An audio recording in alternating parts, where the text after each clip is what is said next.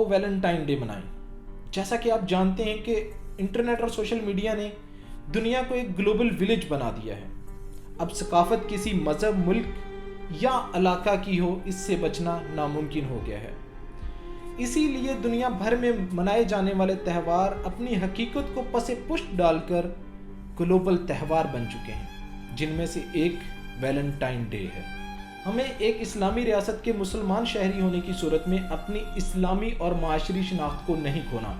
इसके लिए लाजिम है कि रियासती सतह पर कानून साजी की जाए, क्योंकि इस जदीद दौर में हमारी नज़रियाती सरहदों की हिफाजत करना हुकूमत की, रियासत की अव्वलीन तरजीह होनी चाहिए, जैसा कि पहले ही रियासत मदीना होने की दावेदार है। वैलेंटाइन डे दुनिया भर में लवर्स डे के नाम से मनाया जाता है, जिसमें एक लड़का और एक लड़की एक दूसरे से इजहार मोहब्बत करते हैं।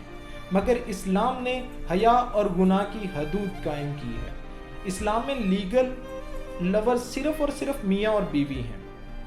निकाह ने इस रिश्ते को बहुत खूबसूरत, पाकीज़ा और हयातदार बनाया है।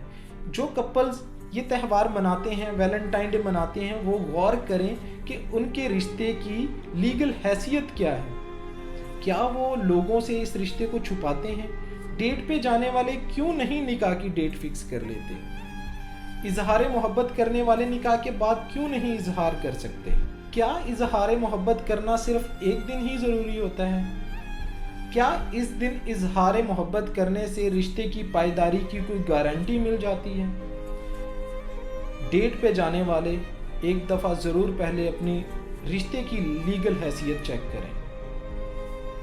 ज़रा सोचें, सिर्फ ज़रा सा। ये तो हर कोई कहता है, शायद मैं इसीलिए कहता हूँ कि लोग सोचते नहीं हैं, देखते नहीं हैं। इसलिए मैं ये नहीं कहूँगा कि ज़रा सोचें, पूरा सोचिए।